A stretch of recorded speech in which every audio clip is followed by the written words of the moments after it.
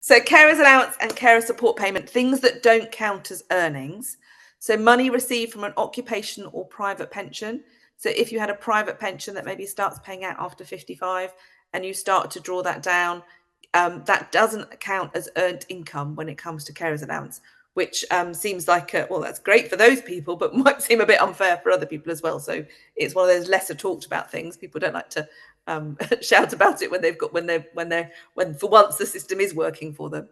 Contributions towards your living or accommodation costs from someone you live with. So if you've got someone paying into those things, so not a tenant or a boarder, but someone, I don't know, if you've got an adult child who stayed living with you and they're paying, paying a little bit for their bed and board to sort of help them manage, to learn to manage financially and become independent, then that money.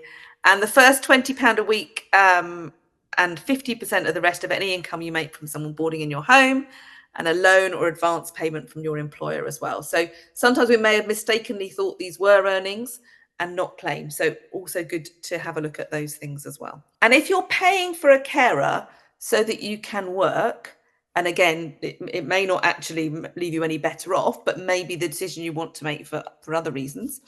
If you pay a carer, and this is direct from the government website, if you pay a carer to look after the disabled person or your children while you work, you can treat care costs that are less than or equal to 50% of your earnings as an expense.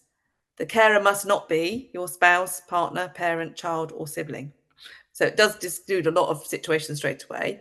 For example, if you earn £100 a week after tax and national insurance and spend £60 a week on care while you work, you can treat £50 of this as an expense. So that expense comes off the total you're earning to get the new total to try and get under that £196 a week.